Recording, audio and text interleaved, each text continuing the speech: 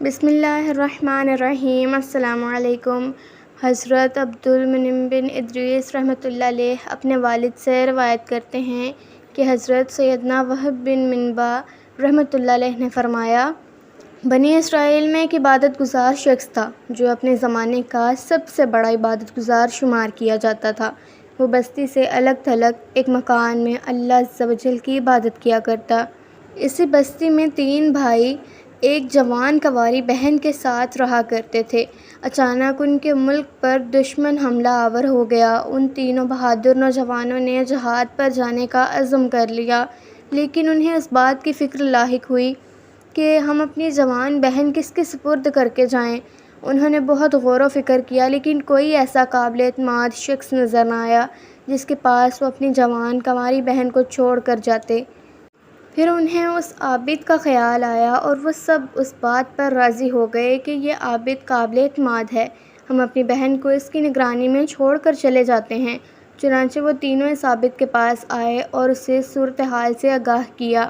عابد نے صاف انکار کرتے ہوئے کہا، میں یہ ذمہ داری ہرگز قبول نہیں کروں گا، لیکن وہ تینوں بھائی اس کی منت سماجت کرتے رہے۔ بالآخر وہ عابد اس بات پر راضی ہو گیا کہ میں تمہاری بہن کو اپنے ساتھ نہیں رکھوں گا، بلکہ میرے مکان کے سامنے جو خالی مکان ہے تم اپنی بہن کو اس میں چھوڑ جاؤ۔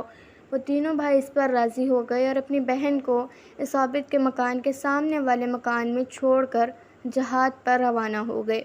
وہ عابد روزانہ اپنے عبادت خانے سے نیچے اترتا اور دروازے پر کھانا رکھ دیتا، پھر عبادت خانے کا دروازہ بند کر کے اوپر اپنے عبادت خانے میں چلا جاتا۔ پھر لڑکی کو آواز دیتا کہ کھانا لے جاؤ۔ لڑکی وہاں سے کھانا لے کر چلی جاتی۔ اس طرح کافی عرصہ تک عابد اور اس لڑکی کا آمنا سامنا نہ ہوا۔ وقت گزرتا رہا۔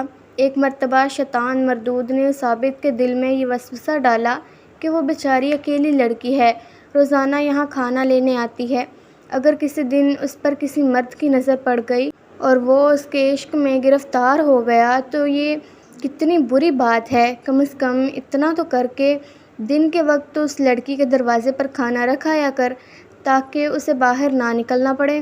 اس طرح تجھے زیادہ اجر بھی ملے گا اور وہ لڑکی غیر مردوں کے شر سے بھی محفوظ رہے گی۔ اس عابد کے دل میں یہ وسوسہ گھر کر گیا اور وہ شیطان کے جال میں پھنس گیا۔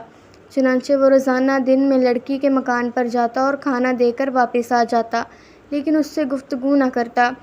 پھر کچھ عرصہ بعد شیطان نے اسے ترغیب دلائی کہ تیرے لیے نیکی کمانے کا کتنا عظیم موقع ہے کہ تو کھانا اس کے گھر میں پہنچا دیا کر تاکہ اس لڑکی کو پریشانی نہ ہو، اس طرح تجھے اس کی خدمت کا ثواب زیادہ ملے گا۔ چنانچہ اس عابد نے اب گھر میں جا کر کھانا دینا شروع کر دیا۔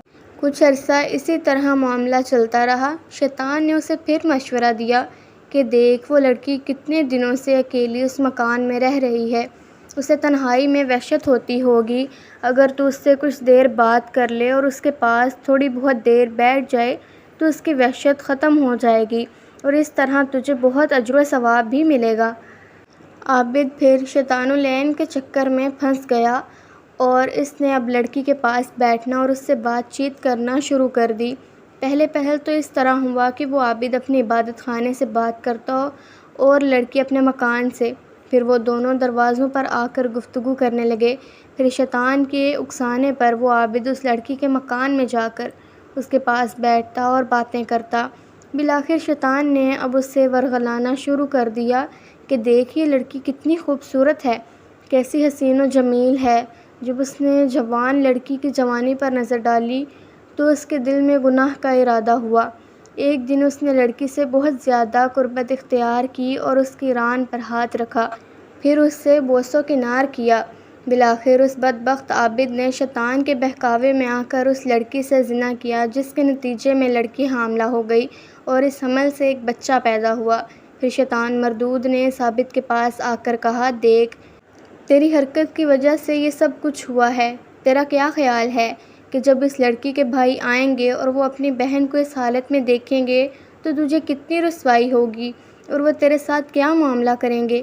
تیری بہتری اسی میں ہے کہ تو اس بچے کو مار ڈال تاکہ انہیں اس واقعے کی خبر ہی نہ ہو اور تو رسوائی سے بچ جائے۔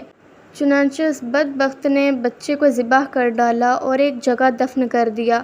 اب وہ مطمئن ہو گیا کہ لڑکی اپنی رسوائی کے خوف سے اپنے بھائیوں کو اس واقعے کی خبر نہ دے گی، لیکن شیطان ملعون دوبارہ اس عابد کے پاس آیا اور کہا، اے جاہل انسان، کیا تو نے یہ گمان کر لیا کہ یہ لڑکی اپنے بھائیوں کو کچھ نہیں بتائے گی؟ یہ تیری بھول ہے، یہ ضرور تیری حرکتوں کے بارے میں اپنے بھائیوں کو آگاہ کرے گی اور تجھے ذلت و رسوائی کا سامنا کرنا پڑے گا۔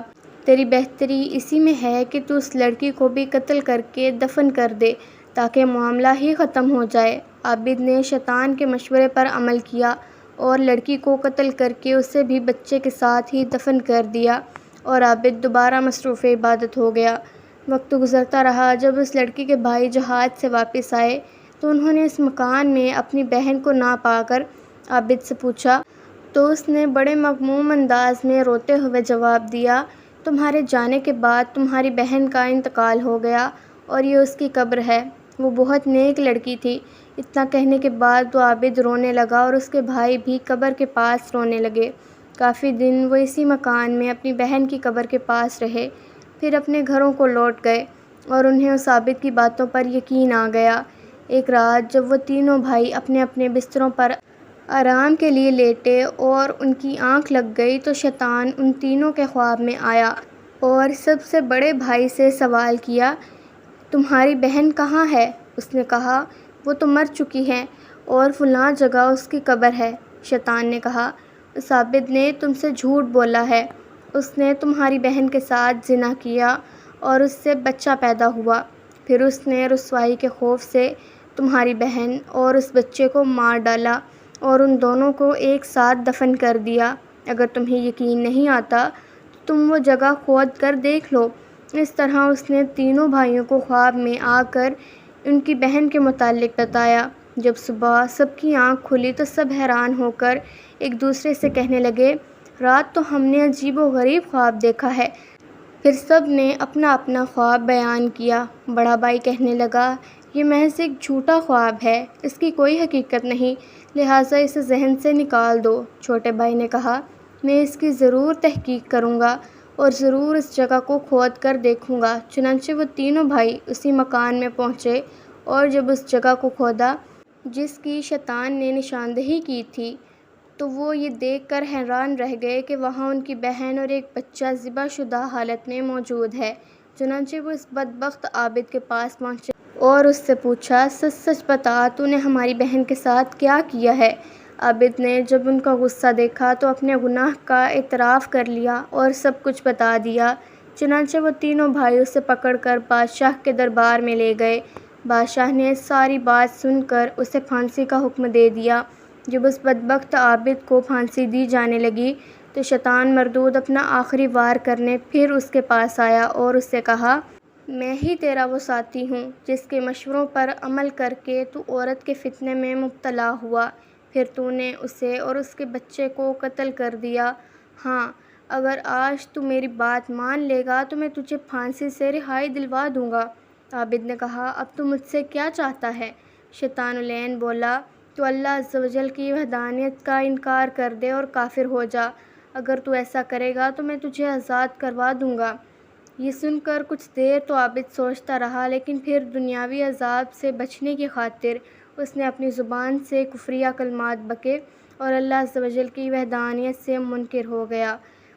جب شیطان ملعون نے اس بدبخت عابد کا ایمان بھی برباد کروا دیا تو اسے حالت کفر میں پھانسی دے دی گئی اور وہ فوراً اپنے ساتھیوں سمیت وہاں سے غائب ہو گیا۔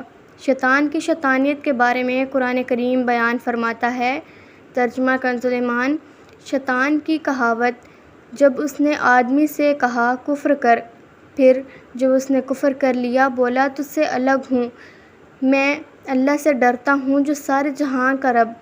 اے ہمارے پروردگار عز و جل، شیطان کی مکاریوں سے ہماری حفاظت فرما، ہمیں دنیاوی اور آخروی ذلت اور رسوائی سے بچا اور عذاب سے محفوظ فرما، ہماری عصمتوں اور ہمارے ایمان کی حفاظت فرما۔ اے اللہ عز و جل، ہم تیری ہی اطاعت سے مسلمان ہیں، تجھے تیرے پیارے حبیب صلی اللہ علیہ وآلہ وسلم کا واسطہ ہمارا خاتمہ بالخیر فرما۔